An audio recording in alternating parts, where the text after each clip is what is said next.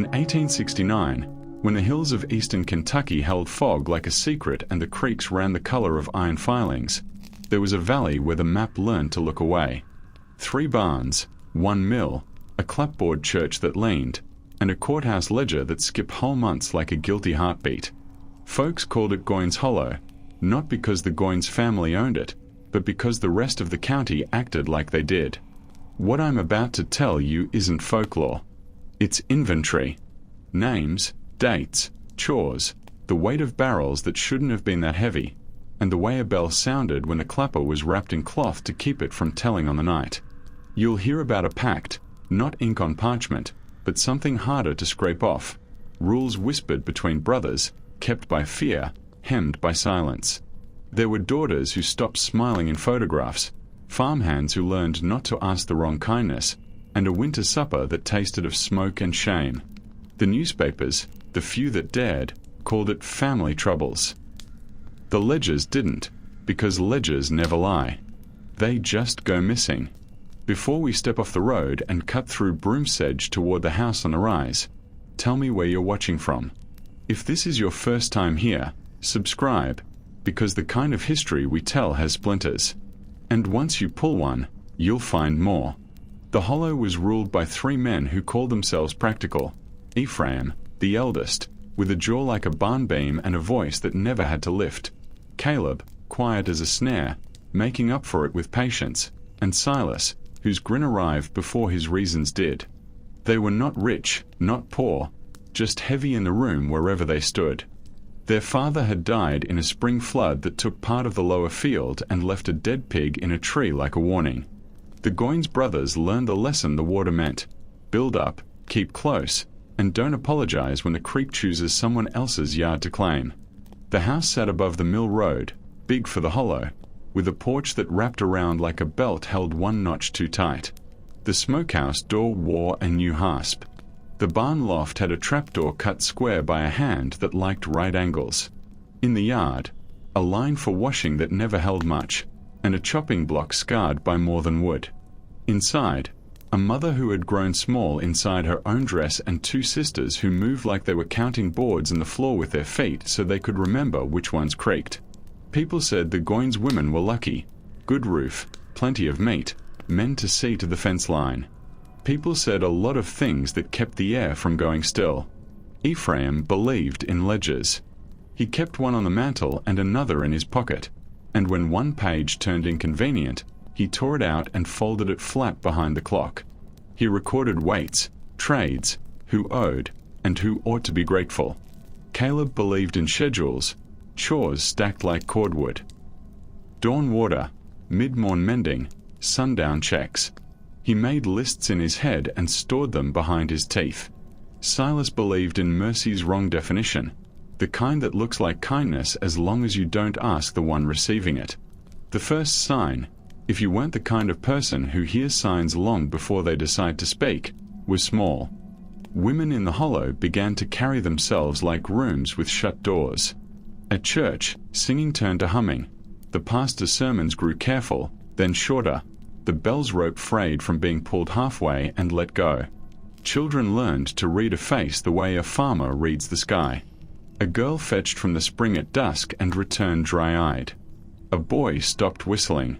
These are measurements, as real as inches. Sheriff Harlan Dodd said he liked to solve problems quiet.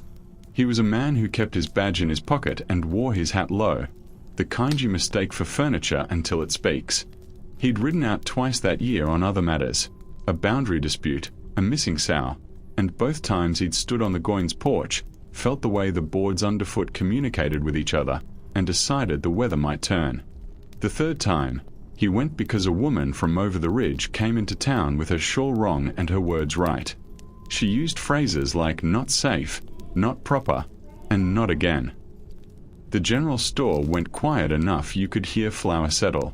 When Dodd reached the Hollow, he found Caleb fixing a gate that didn't need it, Ephraim calculating out loud, and Silas smiling at the middle distance. Family matter, Ephraim said, as if the phrase were a deed. Dodd's gaze moved past them to the smokehouse, new hasp, new lock, and to a scuff of dirt where something heavy had been dragged and then carefully erased. He asked to speak to the sisters. Ephraim said they were indisposed. Caleb said they were visiting kin.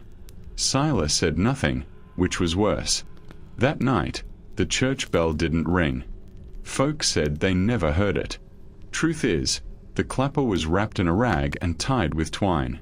There was a supper at the Goins' house, cornbread, beans, something that smelled like winter, and a choice not to speak of it. The Pact had rules: no talking out of the family, no doors between rooms after dark, no visitors who ask questions, no returning kindnesses you didn't request.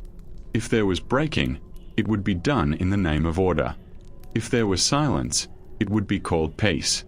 Cora Abram, who taught letters in a one-room school where the stove smoked the first hour of every morning, kept attendance like a ledger of weather. That November, 2 girls began to miss Fridays and Mondays both. Cora visited with a pie she could afford only because she watered the milk. The Goins' mother met her on the porch and took the pie with hands that shook and a smile that had memorized when to appear. From inside came a sound like a chair set down too carefully. Cora's eyes learned the hasp on the smokehouse door the way a reader learns a new word she doesn't like. Winter bit early. The creek skinned over in places and gave under your boot in others, unforgiving both ways. The mill wheel slowed to a tired tick. A notice appeared on the courthouse door: Committee of Concerned Citizens to meet on the matter of recent disturbances. No one signed it. Someone tore it down by Tuesday, and the nail left a bright puncture in the wood like a small wound that healed wrong. If you ask a place to keep your secrets, you pay for the storage. The hollow took its fee in whispers and in backaches that didn't come from work. Out on the road, a peddler said he'd seen a girl flinch when a hand reached only for lantern. In the next county, a midwife with a reputation for discretion sent word tight as a knot: I have been twice. I will not be a third. The brothers met in the barn loft where the chill gets in your teeth and the hay dust makes you cough like there's something in your throat you can't spit out. Ephraim set rules. Caleb counted them. Silas nodded, the way a man nods when he wants you to stop explaining. Their pact wasn't written, but it might as well have been carved into the joists.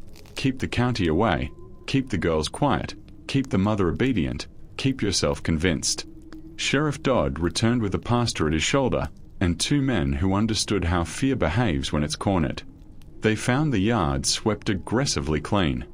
The ledgers were sitting out, both of them, as if sunlight could bless a page.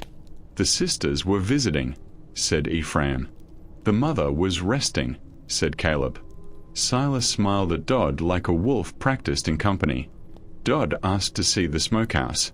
Ephraim produced a key the way a magician produces a dove. Inside, meat hung on hooks, salt worked into seams, everything perfect, everything loud with correctness. But at the back, where the shadow never quite leaves, there was a box with a lock and a new scar in the floor where it had been dragged into a better angle to be guarded by accident.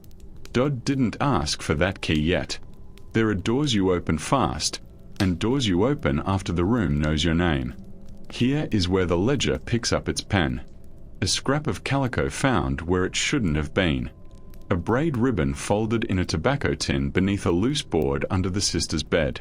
A verse from the pastor's sermon that didn't land right. Wives, submit yourselves, and the pews learning how to be still so they wouldn't splinter into questions. You want a ghost? You don't need one. You need a county that decided quiet counted as mercy. You need 3 men who learned how to make their neighbors practice blindness like a trade.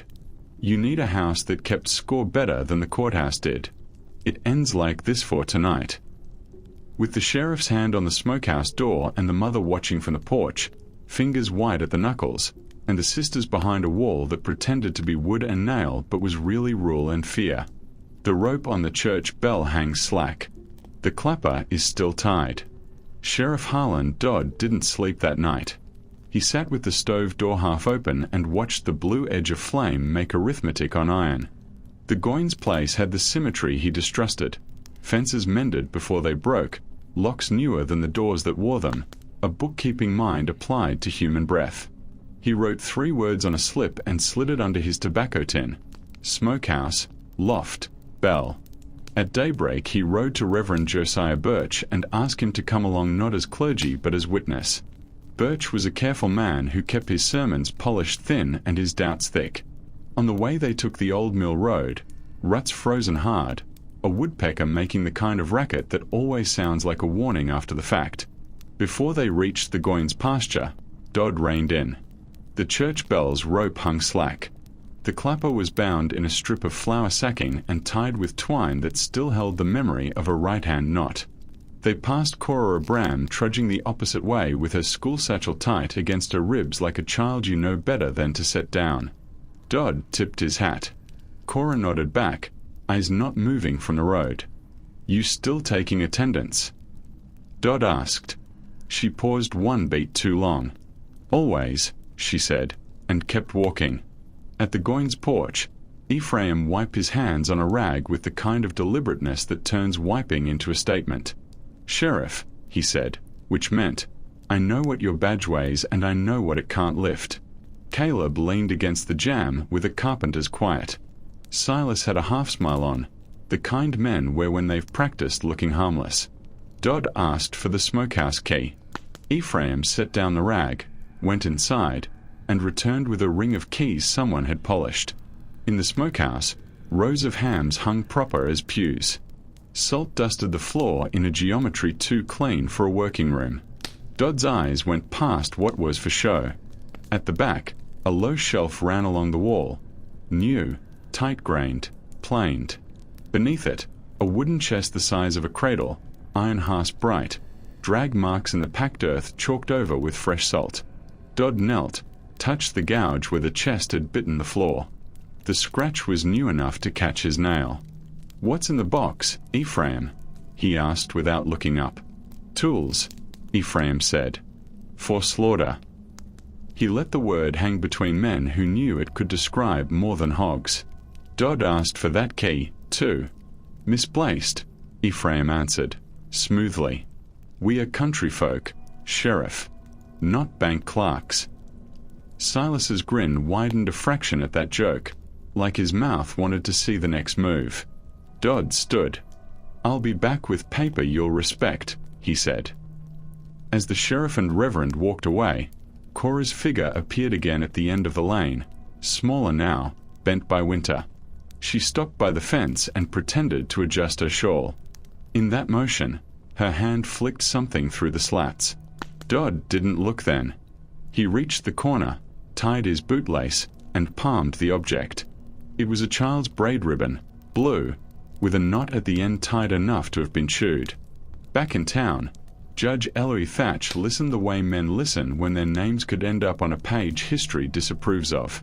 Dodd laid out the clean locks in a dirty county, the bound bell, the visiting sisters who failed to be seen, the chest dragged to where a man could stand over it at all hours. Thatch's jaw moved without opening. "You want a writ," he said. "I want a door that opens because the law asked and not because a man decided," Dodd replied. Thatch signed, ink freezing on the nib. Cora lit the fire at school and took her attendance like weather. Eliza Goins, absent. Martha Goins, absent. That made 4 Mondays and 3 Fridays and a Wednesday too carefully placed between.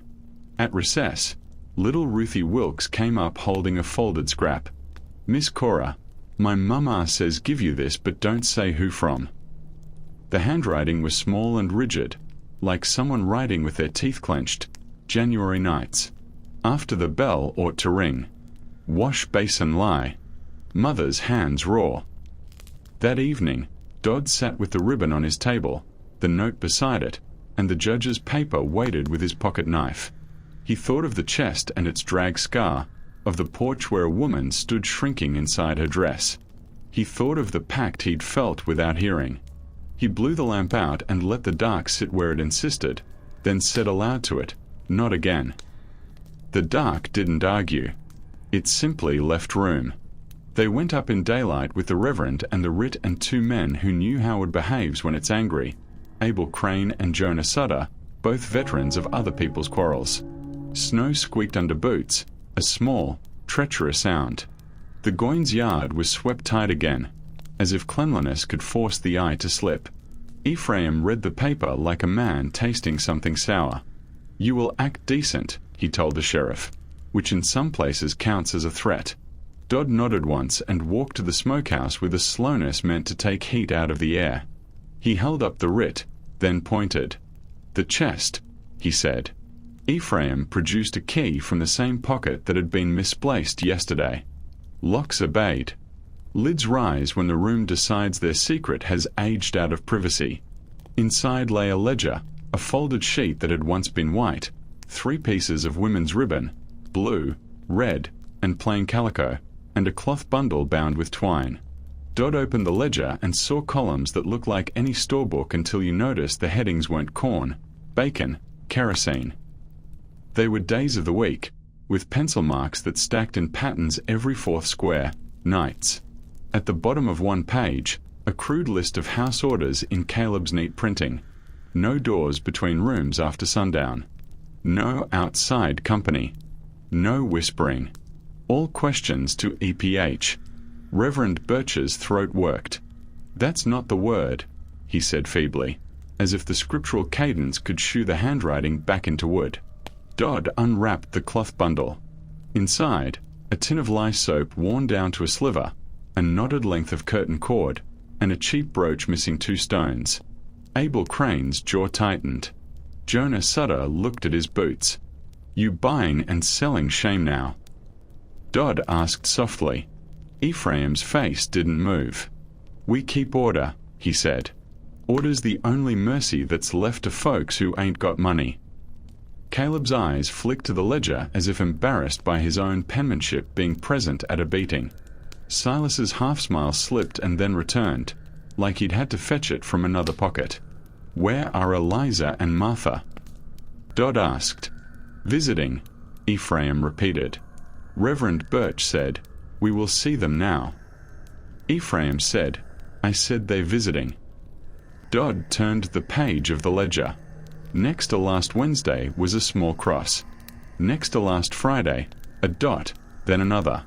He didn't say what he thought those meant. He simply gestured to Abel and Jonah. "Loft first," he said. "Then cellar." The barn loft held hay and a trapdoor cut in right angles, as precise as any carpenter could make with a square and a sin to hide. The trap opened to a small bay between loft and rafters, hidden from below. There was straw there, but not for animals, flattened, laced with 2 long black hairs and the faintest ammonia that stings a man's throat if he has ever stepped where he shouldn't. A tin cup. A wool blanket that didn't belong to the Goins house. Silas said too quickly, "We keep cats up there." Dodd didn't answer. Back in the yard, Cora Bram stood at the fence line like a field post nobody put there. She had come under the pretense of asking about cornmeal for a school supper and stayed, hands together under her shawl until they hurt. When she saw the ledger in Dodd's hand, she closed her eyes. "I can copy it," she said. "If you're worried it'll go missing. I can make 2. Hide 1. Ephraim barked a laugh. "That little book ain't evidence," he said. "It's house notes. A man's got a right. A man has a right to empty his own sink," Dodd said flatly. "He doesn't get to divert the creek." The judge's paper had room for more locks. Dodd took out a second writ, this one for the dwelling. Ephraim's politeness cracked. "You will not," he said. "We will," Dodd answered, and climbed the porch. Inside, the air smelled like boiled greens and lye and something that wanted badly to be called clean. The mother, Abigail, stood with her hands folded hard. The skin at the base of each thumb was raw and pink, the way hands get when the job is washing away what soap was never meant to remove. A doorframe showed fresh nail holes where hinges had been moved. Dodd found a stack of doors in the linter, bedroom width, neatly labelled in chalk like you'd mark bolts of cloth, Eli, Ma, M.A. The labels weren't names. They were initials. They were laws. Abigail's eyes slid past Dodd to the window, to a spot on the yard where a child might once have played marbles, and then to the ceiling, to keep tears from falling. Dodd said gently. "I need to see your girls." She stared at him as if deciding whether he could keep a secret she had never dared to speak. "They are away," she said finally, voice gone papery. "Where?" Reverend Birch asked. Abigail closed her eyes. "At their aunt's," she whispered, and the lie was so small and brave it almost passed. Dodd closed the ledger and handed it to Cora. "Do it tonight," he said under his breath. 2 copies. Hide one where a man would be a coward to look. Cora nodded. "Church pulpit," she whispered. "Under the plank with the split. If you prise it up, the whole town will see his back." When they left, Ephraim tried to hand the sheriff a smoke ham, heavy, well-cured, handsomely tied. "No hard feelings," he said. Dodd didn't take it. "You're the only man I know who thinks you can bribe a ledger," he said. The Goins dogs didn't bark as the men rode away. Animals sense a balance changing and keep their throats out of it. That night, the bell rope was cut and the clapper freed. It swung once on its own, a muscle remembering work. In the schoolhouse, Cora sharpened her pencil until the wood gave up and then wrote every mark from the Goins book onto paper she salted with sand to dry the ink. The stove smoked into her eyes. She let it. Seeing clearly is a skill you practice while you still can. Snow sagged from pine boughs in the morning and dripped like seconds. Word went out in the grocery line and over the rail at the blacksmith. Sheriff Dodd had a book, the kind of book men say doesn't exist until it's read back to them. Some said he should have kept the peace and looked away. Others said he was late. The committee that had met without a name in the courthouse posted a new paper, this time with signatures. The first name on it was Cora Abrams, written as plain as weather. Ephraim walked into town with his hat on as if the brim were a badge. He put a sack of cornmeal on the store counter and stared down men until the talk thinned. "Something breaks at my place. I fix it," he told anyone who would listen. "We ain't asking," a voice from the back answered. The voice belonged to Amos Latimer, a Sawyer whose sister had started attending a different church in a different county without telling anyone why. That night a light showed in the schoolhouse after hours. Cora had propped boards against the windows so her lamp wouldn't tell on her. She was copying the second half of the ledger, the part where the marks got closer together, the part where small crosses appeared like were the fronts. She'd tucked the first copy under the pulpit board with the split, just as promised, balanced by the weight of 2 hymnals so it wouldn't slide out at the wrong moment and embarrass the entire notion of religion. Snow shifted off the schoolhouse roof in a sharp slide. Then came the scrape of a boot where there shouldn't have been one. Cora pinched out her lamp and kept her breath still so it wouldn't signal. The back door eased. A smell of cold and tobacco crept in. A shadow moved past the stove, bent, and lifted the lid. Fingers prodded ash. They were looking not for coals but for secrets. The figure moved to Cora's desk, touched the top, and left. The floorboard by the door gave a little groan, the kind a body makes when confessing weight. Cora waited a count of 50 and then a count of 50 more. She wrote faster. When Dodd arrived at church before sunup, he found the bell rope spliced with fresh twine and the clapper gleaming where someone had scoured it. He pried up the pulpit board with the split and found the copy, the ink dry, the sand stuck like freckles. He read the page out loud to an empty room that smelled like mice and God. "No doors after sundown," he said into the echo. "No outside company." He looked up at the rafters. "Not law." Reverend Birch came in, hair uncombed, coat buttoned wrong. Dodd handed him the paper. Birch read and sat without choosing a pew, landed hard like a man who just found out the floor isn't a floor. "I gave those boys communion," he whispered. "Maybe it stuck wrong," Dodd said, softer than he'd meant to be. At noon, the Goins brothers hitched up and went to the judge. They had already rehearsed humility. Ephraim said, "We don't want trouble." Caleb said, "We want peace." Silas didn't speak, which was his best argument. Thatch looked at Dodd's writs and the ledger and the box contents laid out on his desk like implements in a lesson. "Evidence is one thing," Thatch said carefully. "Proving a particular harm is another." Ephraim seized on the word. Harm. What harm? We keep our women safeguarded is all. This county knows what happens when girls get ideas. He smiled with 3/4 of his mouth and watched the judge's eyes. News crawled faster than a thaw. A woman from the Ridge country came into town with a shawl wrong and a jaw right and stood in the doorway of the store until men either listened or left. She didn't say the words everyone was afraid of. She said, "Rules don't make a home if they don't have love." Then she walked out and left the door open. The wind did the rest of her speech. That night the schoolhouse window went in, a tidy break, thrown from a careful distance. Cora swept glass into a pile and left it for the morning. She took her second copy to the widow Talbot, who had a parlor no man dared search because she kept the county's tears there and charged no coin for mopping them. Widow Talbot slid the papers into a pillow ticking already fat with letters other brave people had written and never sent. At the Goins place, the sisters' room had an open doorway where a door used to be. A nail at shoulder height held a length of curtain cord, hung like a suggestion. The mother's hands were rawer.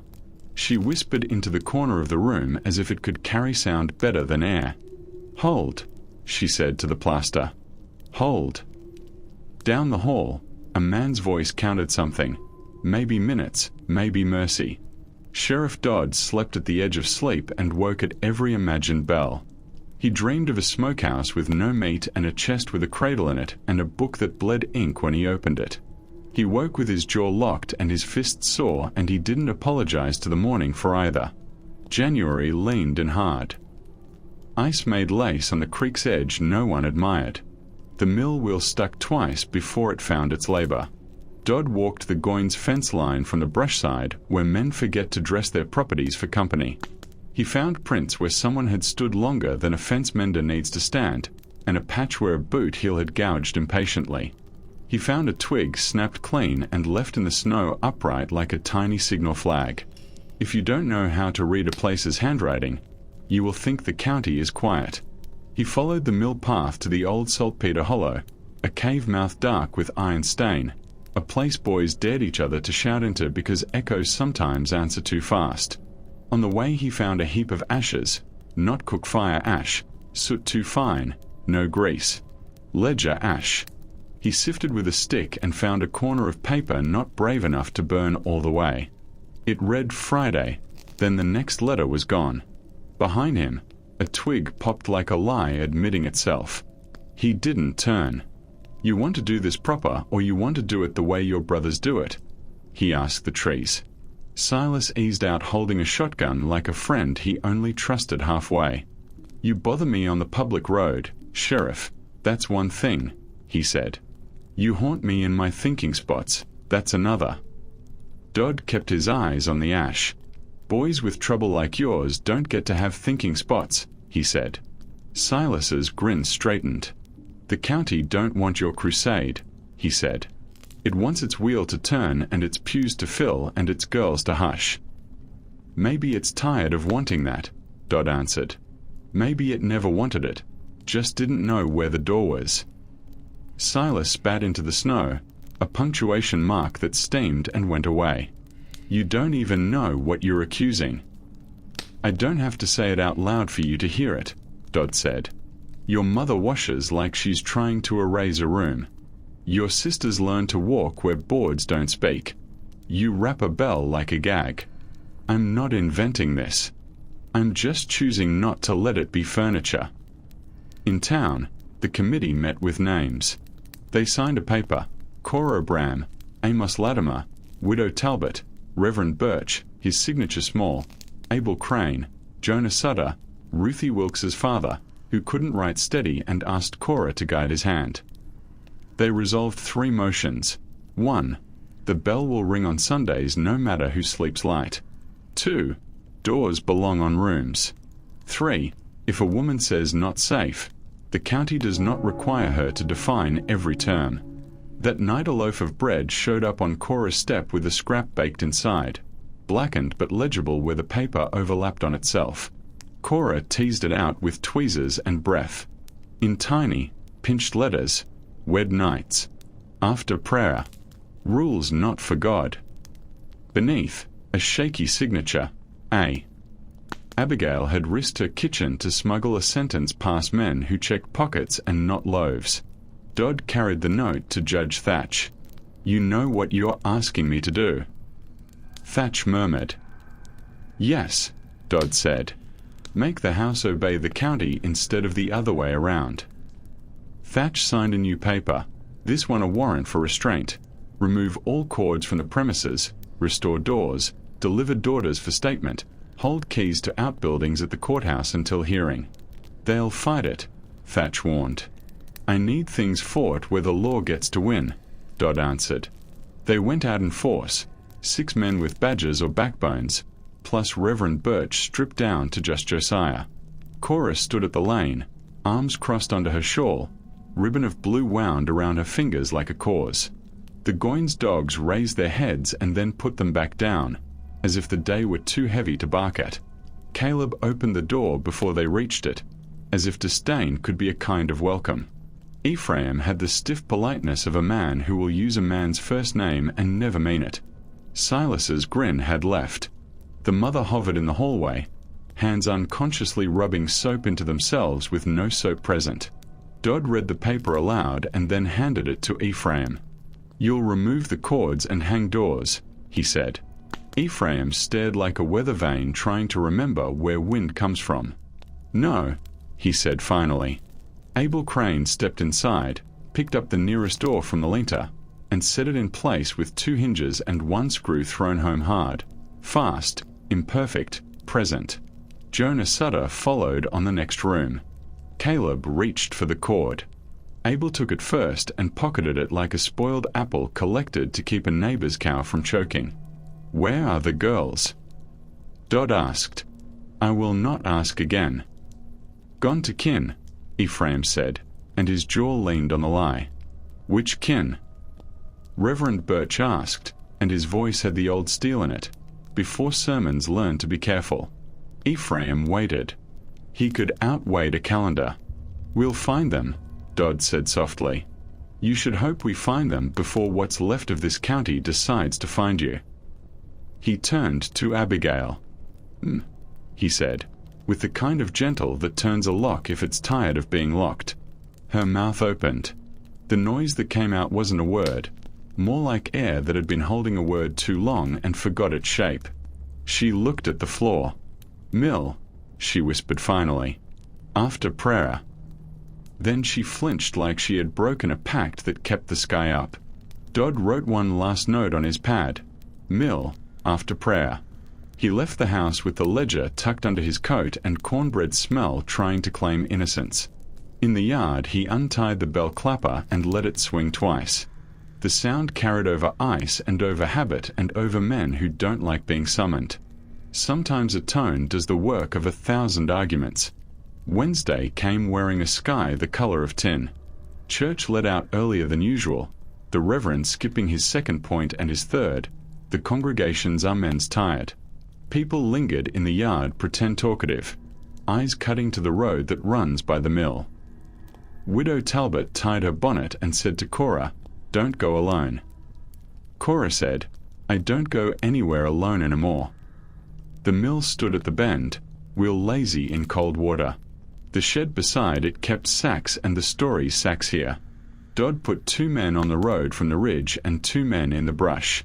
He stood where he could see without being seen and wished for a bell stroke he could fold into his pocket to carry courage. A lantern bobbed from the Goins path like a thought someone didn't have the nerve to think all the way. Caleb first, then Silas, both with the efficient gait of men who have built rituals and expect attendance. Ephraim came last, not hurrying, a man who believes time owes him interest. They entered the shed. Dodd counted 15 breaths.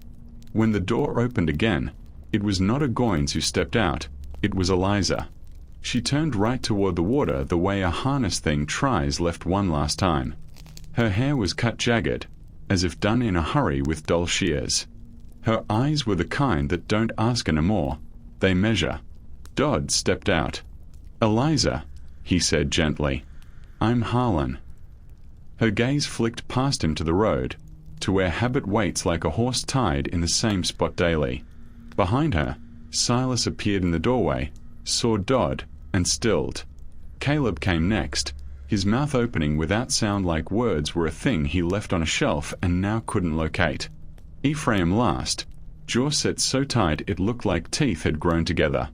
"Step aside," Dodd said. "No," Ephraim answered. "She belongs home." "She belongs not to you," Dodd said, and moved. Silas raised his hands empty, which in a certain kind of room is worse than a gun. "You make a scene," he said. "The county doesn't want its name dragged." Abel Crane came out of the brush with a rifle leveled. Jonah Sutter flanked. Reverend Birch, God help him, stepped between the men and said in a voice that wasn't big but was true, "The Lord loves the brokenhearted, not the breakers." Caleb twitched like a dog hearing a note only it can hear. Eliza shivered. She looked at Dodd, then at the water, then at her own hands like they were a language she hadn't been taught. "Can I go to the school?" she asked, small. "You can go where you want," Dodd said, which is a sentence you don't get to say in certain counties unless you intend to back it with more than words. He took off his coat and wrapped it around her shoulders without touching her skin. She flinched anyway and then held still like a person practicing not being a target. Ephraim stepped forward, a farmer reclaiming a loose calf. Dodd raised his palm. "Don't," he said, and something in the way he said it put 10 feet of law between those men that no one was going to cross without the county deciding it had changed its mind about civilization. "What proof have you?" Ephraim demanded. Dodd lifted the ledger. "Your own ink," he said. "Your rules. Abigail's bread. A bell gagged. Doors stacked like lumber." "Housekeeping," Ephraim said, almost jovial. Silas laughed once, a dry sound like corn husks. Then someone to the left, a boy from the sawmill, couldn't help himself and shouted, "We know." The Goins Pact had survived on 2 conditions, fear and privacy. In that instant neither was reliable. More people stepped into view than any of the brothers had accounted for. Women with shawls and men with jaws and 2 old soldiers who didn't like seeing a script they'd bled to change being performed again in a cheaper theater. Ephraim glanced at the crowd, calculated the county, and did the worst thing a man like him can do. He smiled. "You all finished?" he asked. Dodd said, "Not yet," and moved Eliza toward Cora, who held her like a person holds a wounded bird. Firm, no cooing. "We are going now," Cora said to Eliza. "Right now." Eliza nodded slowly and then faster, as if her head had just remembered it had other settings. The Goins men didn't try to take her back, not in front of that many eyes attached to mouths that finally knew their job. They retreated a step, then another, then into shadow. Ephraim pointed at Dodd. "You've made an enemy," he said. Dodd nodded. "I prefer enemies announced." That night, doors went back on hinges up and down the hollow, as if Wood had learned a new prayer. Widow Talbot sat Eliza by her stove and fed her broth, which is medicine that doesn't pretend to be anything else. Cora wrote 3 names on the bottom of the second ledger copy, and then immediately scratched them out because protection sometimes looks like erasure. Abigail stood in her kitchen and looked at the empty corner and put her hands in her apron pockets and felt nothing but cloth and still quit kneading anyway because sometimes that's a rebellion too. The Goins brothers were not men to accept theater that did not cast them as directors. They changed the script. Next day, Ephraim rode into town and swore a complaint. Kidnapping, interference with the peace, slander. Judge Thatch scheduled a hearing. The courthouse filled like a barrel you hope will hold. Ephraim stood with a Bible under one hand and a mouth that had been trimming truth for years. "We keep our house in order," he said. "We have rules because sin loves a door ajar." He called the ledger chores and the cords curtains and the smokehouse chest storage. Caleb stared at the floor. Silas stared at people until they forgot why they were looking back. Dodd laid out the tale without adjectives. He named the bound bell and the doors stacked in the linter and the trap space in the loft and the bread-baked note and the ledger's pattern of Wednesdays and Fridays, especially Fridays after prayer, especially the crosses when the moon was gone. He didn't say the words the county couldn't handle hearing aloud. He didn't have to. They were present. Cora took the stand and did the dangerous thing. She told only what she had seen and copied. No more, no dramatics. 2 girls missing school Mondays and Fridays, she said. A ribbon thrown through a fence. A note baked in bread. She took a breath. Hands washed raw. Widow Talbot followed and told about broth and silence and a child who slept with her shoes on. Judge Thatch rubbed his eyes, not from sleep but from the strain of carrying law where manners have made a nest. This hearing is not a trial, he said, but it is a weighing. He ordered the doors to remain hung, the cords to be surrendered, and the daughters to be placed under the supervision of the church women, Talbot, Abram, and 2 others, until a full proceeding. He confiscated the smokehouse keys until further order. Ephraim's nostrils flared like a mule's in summer. You just invited trouble, he told Thatch. It accepted, Thatch said. That night, the bell rang on time and twice extra. The sound did what it always does. It touched rooms you'd rather it didn't, and it stiffened spines you didn't know had softened. Men who had stayed neutral for economy's sake found their wives not speaking to them and their daughters watching. Silence became expensive. In the hollow, the brothers met in the loft, the boards under them remembering every footfall. We'll put this down, Ephraim said. A fire, Caleb suggested softly. Water, Silas countered. Accident, Ephraim refined. Like snow off a roof. They spoke in nouns because verbs would have made them admit more agency than comfort permits. Eliza slept at Widow Talbot's with a chair wedged against the door not because it would stop anything determined, but because it let a body sleep. Abigail moved quieter than quiet at the Goins house, the way mothers move when they are gathering courage like pins and hiding them where men don't reach. Reverend Birch took his sermon notes and crossed out gently half a page of righteousness and wrote in instead 3 sentences of repentance. Dodd oilstoned his knife not because he would use it but because the sound helps a mind pace and not get winded. 2 nights later, smoke wove up from the far side of the schoolhouse at an hour when only mistakes wake. Cora smelled it before she saw it. Smoke has a different truth after loss. She ran with a bucket and saw flame licking boards where they join.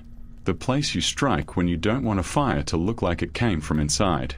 She called and water came, from Widow Talbot, from 2 farm boys, from the reverend who put his robe on inside out.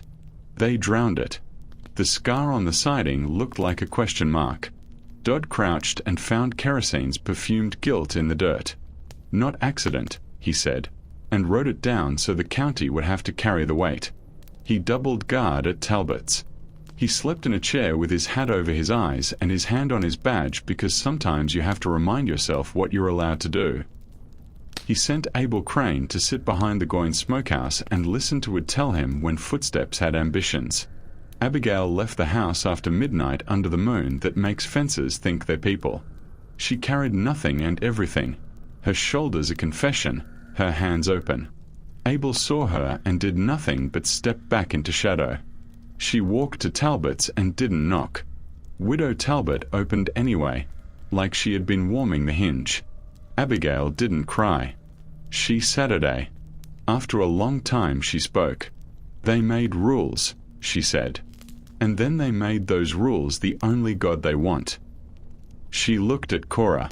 My girls think I didn't stop it because I didn't try. They don't know what trying looks like when every hallway is someone else's idea. Reverend Birch listened to a story with gaps where decency refuses to put words. He took off his collar and set it on the table like a man offering a little more skin to a difficult operation. We have to move, he said. We'll split them up.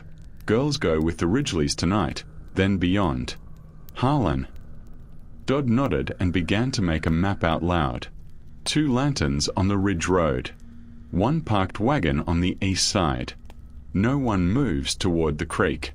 If you hear the dogs, you go the opposite way. They'll expect panic. We'll give them boring. Caleb, meanwhile, had been good at listening where men don't think sound travels.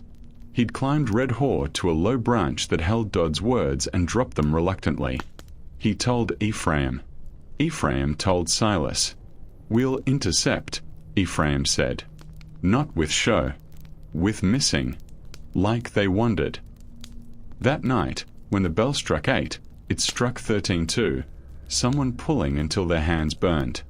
The sound made men curse and women step toward doors and children sit upright and whisper, "Ask me after."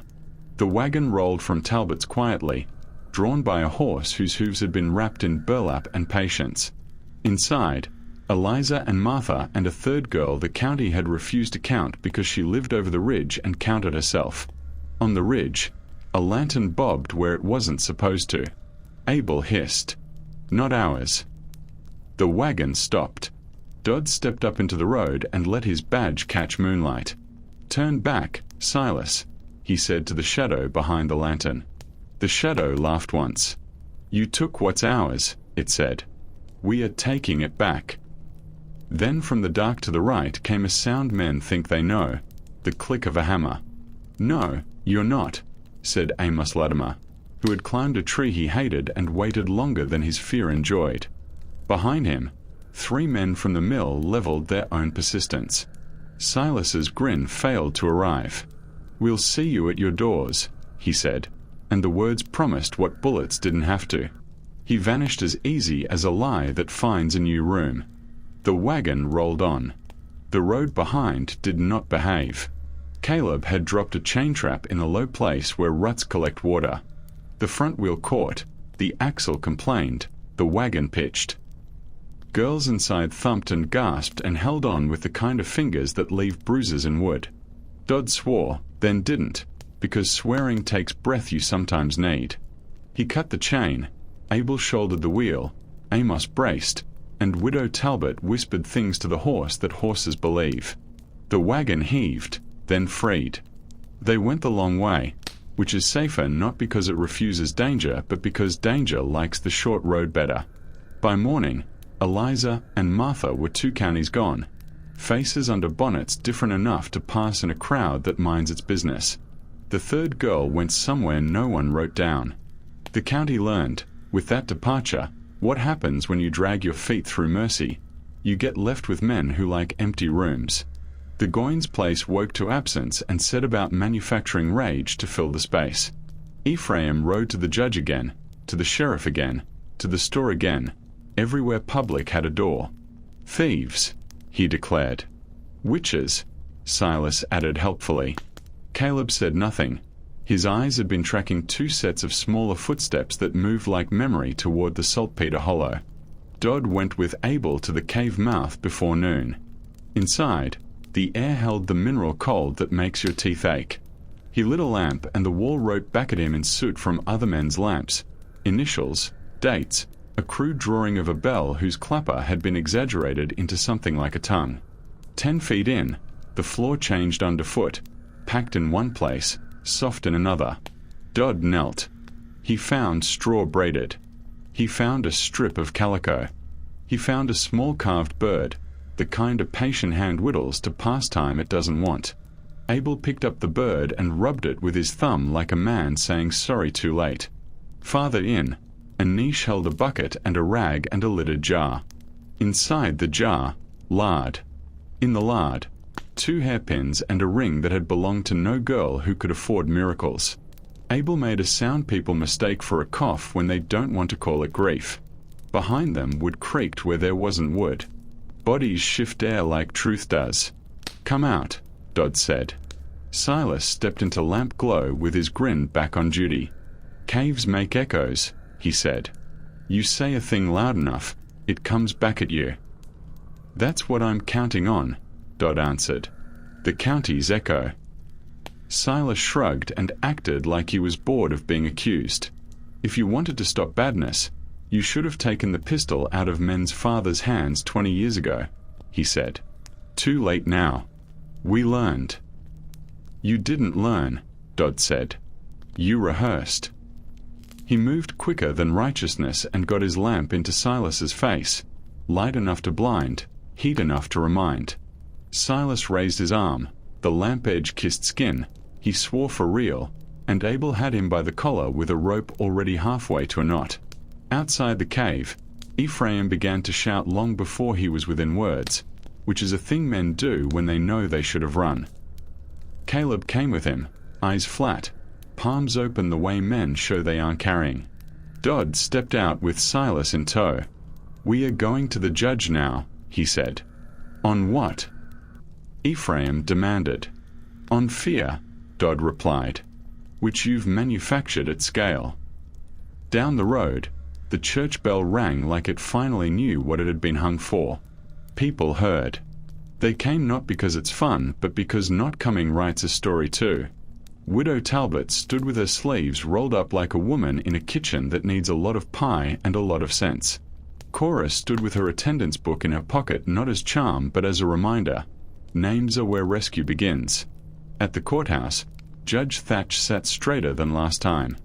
Dodd laid the large jar, the carved bird, the soot bell drawing on the table like unwilling exhibits.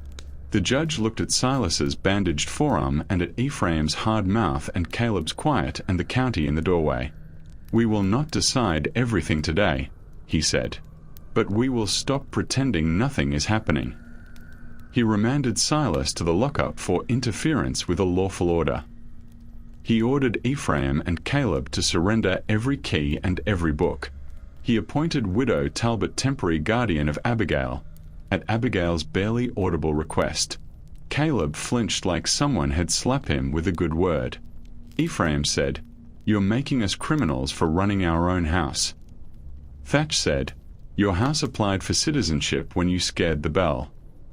There is a flavor of anger that goes down bitter and then sweet and then makes you sick because you realize it wanted to be honey all along.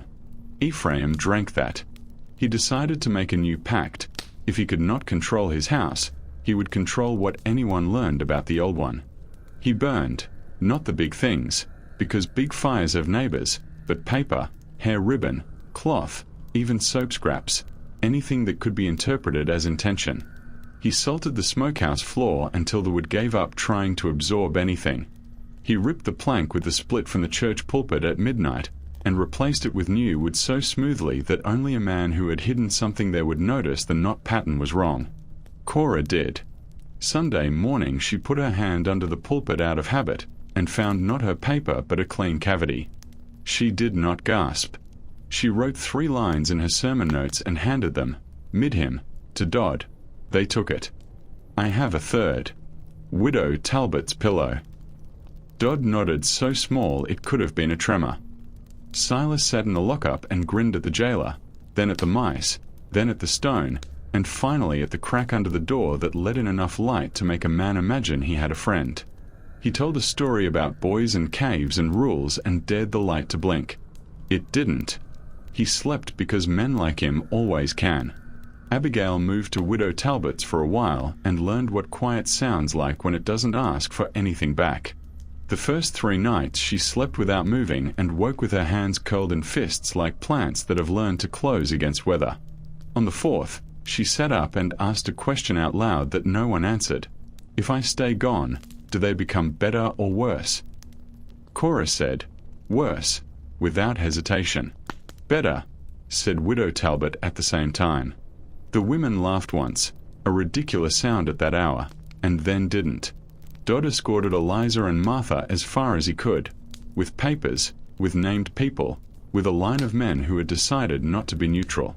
He returned to find the schoolhouse step chalked with a message in a hand that made letters like cuts. "You teach lies." He knelt, spat on his hanky, and erased it with 3 swipes. Some lessons are for the writer. He called a town meeting not at the courthouse, too much furniture of compromise there, but at the mill where noise makes truth work for a living. He read from the ledger copy, not the worst parts, just enough to overfill ears that had been dieting on rumor. He asked for men to sit nights in pairs at 3 places: Ridge Road, church, school. He asked for women to form a circle. Not a sewing circle, Widow Talbot said, a standing one. They did. And Ephraim saw it and named it witchcraft, and he was wrong and he was right. The kind of magic the county needed didn't light fires. It put doors back on rooms. Caleb stopped meeting anyone's eyes. He took to repairing nothing, which in a place like that is as good as breaking everything. He sat in the loft on the trapdoor and watched haymotes and remembered a child whittling a bird and decided memory is the most dangerous contraband. He dreamed of a bell that had a tongue and said names he didn't want on his porch. Winter cracked and let mud through. Silas's case came up. Judge Thatch kept it narrow. Interference, threats, the chain on the Ridge Road. He found Silas guilty, sentenced him to a short term and good behavior. Men muttered about short. Women looked at the floor because they had predicted this part and were busy with other parts that might actually keep someone alive. Ephraim and Caleb's hearing on housekeeping violations lasted a day and a half and felt like a year and a half. Dodd presented the doors with chalk labels, the ledger copy, the chest and its drag mark, the bound bell photographs. Cora had borrowed the daguerreotype man from across the river for a Sunday no one could forget if they tried. Ephraim's defense was a philosophy lecture about order. Caleb's was a whisper about God that misquoted him.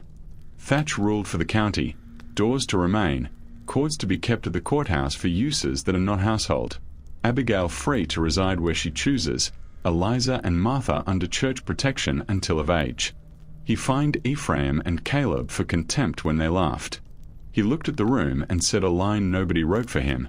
We cannot imprison every manner of harm, but we can refuse to loan it rope. The brothers left the courthouse at dusk, half a dozen men with them who preferred their wives quiet, their windows reflective, and their daughters' eyes dropped. Dodd and Cora and Widow Talbot walked a different way, with the Reverend between them like a bookend that finally learned what shelf it is on. Abigail stayed back and sat on the courthouse steps until everyone was gone. She put her palms on the stone where other hands had petitioned and said, "I will not die in that house." The stone didn't answer. It didn't have to. That night, Ephraim's plan bore its fruit. The smokehouse, stripped of meat and pride, burned sudden and complete. Flame so hot even ice took a step back. Accident, he told the men who came to watch. Palms open to the heat like a penitent too close to the altar. They believed him because it was easier. Dodd didn't bother to argue. He collected the ash and found nothing in it but heat that had chosen not to testify. 2 mornings later, Silas stepped out of lockup with a grin so fresh it looked laundered. He went home by the lower road where mud carries prints longer. Dodd followed at a distance that translates as civility. Silas didn't look back. Men like him know when they've been given too much sky.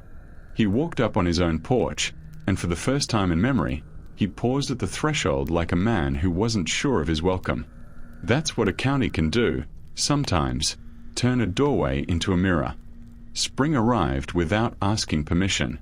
The bell rang on Sundays and sometimes on Tuesdays just because. The school windows were mended. Cora set the part with the scar where she could see it from her desk, a small reminder that improvement and erasure have different faces. Widow Talbot kept her parlor warm and her pillow heavier with letters that still didn't get mailed because safety is a different stamp. Abigail rented a room above the mill from a man who had learned humility the long way and was willing to practice it the rest of his life. She took in mending and baked pies so good people apologized to the person they had been before they tasted them. On Saturdays she sat with other women and taught them the knot she used to tie cord in a way that makes it easy to pull loose. No one remarked. Eliza and Martha wrote back with news that was too small to tell and therefore exactly the kind that should be read aloud. A job at a seamstress, a borrowed book, a garden that would not produce beans but did produce one unexpected cucumber. Cora kept every scrap and filed the envelopes under weather improved. Ephraim's farm began to show what fear does to soil. Fences leaned. Hogs wandered. The porch caved at one corner and stayed that way because men who control everything hate ladders. Caleb took to walking the lower pasture at night, whispering, not prayers, not curses, just the kind of noise a man makes when he finally admits he doesn't own his own skull. Silas left. Some said he crossed into Virginia. Some said he went west where men reinvent themselves and forget to file the paperwork. Some said they saw him once on a riverboat, smiling like a man who had found a better audience. The county learned to live with an absence that felt like an unblown storm. Dodd put the ledger copy in a tin and the tin in a box and the box in a hole under the church step. He told 3 people where. He told no one else. He walked through the hollow at dusk sometimes and listened. Quiet has recipes. Some make you hungry. Some feed you. Reverend Birch preached shorter and truer. He stopped calling submission a virtue in its own right and started calling out furniture by name. He married 2 couples who came from nowhere and left for somewhere and blessed them twice because blessing is cheap and distance dear. Years later, when the creek learned how to run clear again on warm days and children forgot to fear the bell and only feared arithmetic, the county kept telling the story without the parts that made company uncomfortable. They said there had been trouble in Goins Hollow. They said a firm hand had been overused. They said a sheriff had gotten involved and things had settled. They cleaned the story until it was fit to set out with cake. But there were 2 ledgers. One the county understood, one it had to earn. The second lived in the way women checked a door twice and then taught their sons to knock and wait. It lived in the way men stopped making jokes about rules that draw blood and laughed instead at the men who still told them. It lived in a bell that sometimes rang for practice on a Wednesday at dusk because someone needed to hear it and didn't know how to ask. Ephraim died upright in a chair at the edge of his porch, jaw set like it had been clamped too long, and finally chose to rest. Caleb moved away without forwarding his name, a rumor heading west with a man folded inside it. Silas's poster yellowed in the sheriff's drawer, not so much a wanted as a warning. Abigail lived long enough to see a baby named after her by a girl who didn't know she owed a name to a hand that finally stopped washing and started baking. Cora taught out of the schoolhouse until her hair went white and her pencil gripped grooves into the desk edge that generations of fingers followed like a rail. She kept attendance like weather and wrote in the margin on 2 particular dates every year. Bell untied, doors hung. Widow Talbot's pillow grew lighter as more letters found addresses and courage got cheaper. Reverend Birch died with his sermon notes crossed through except for one line: "Justice is not complicated. It is merely costly." Sheriff Harlan Dodd put his badge in a drawer one spring and walked the ridge without it. He stopped at the cave mouth and didn't go in. He stopped by the church and didn't go in. He stopped by Abigail's grave and did not say he was sorry because sorry is a currency that demands a ledger of its own. He said, "We heard you," and left a carved bird on the stone, the one Abel had saved and sanded and kept in his pocket too long. You don't need a ghost to haunt a county. You need a ledger that outlives everyone who tried to tear out pages. You need a bell that learned its job. You need a woman who baked a note into bread because that was the only mailbox that would deliver. If this story reached you where the late hour does its honest work, tell me where you're watching from. If you're new here, subscribe, because the histories we keep dragging into the light are not finished with us, and we are not finished with them. Leave a like if you want more long-form dives into the Macabre Corner's official history tried to sound smooth. And answer me this in the comments. Did the county get justice, or did it only learn a different way to stay quiet? Reality is colder than fiction. Don't miss the next one. The darkest rooms are the ones we've been living in all along.